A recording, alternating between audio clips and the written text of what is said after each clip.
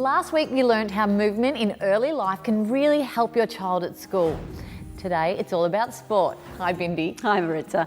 Today we're going to look at how the right kind of movement experiences in the first 5 years of life can help set your child up not just for educational success, but also for sporting success. We are such a sporting society. I'm sure there's plenty of parents out there who want to learn more about this. Look, absolutely.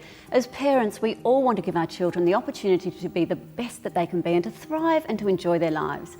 So when it comes to sport, we want our children to have the option to choose to excel at a specific sport, or perhaps to be an all-rounder who can play and participate in a range of sports with skill and confidence.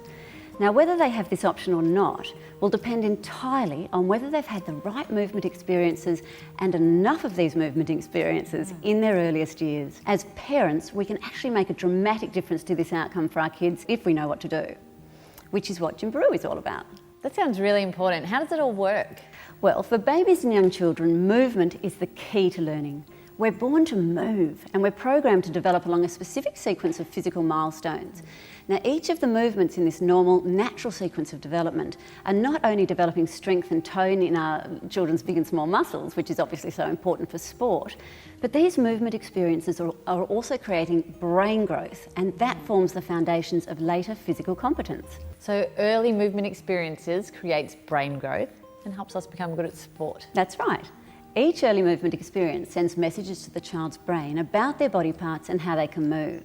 The more time the brain gets these messages through repetition of the movements, the stronger the neural connections become and the sooner the child will be able to do a movement all by themselves. These basic movements become the very important building blocks for more complicated movements later on.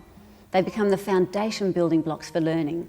The stronger these foundation building blocks, the more coordinated a child will be.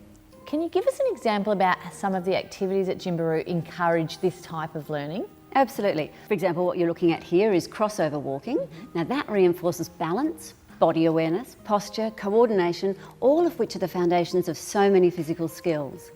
Learning to control your body as it moves through space and the development of visual skills are critical for later sporting skills.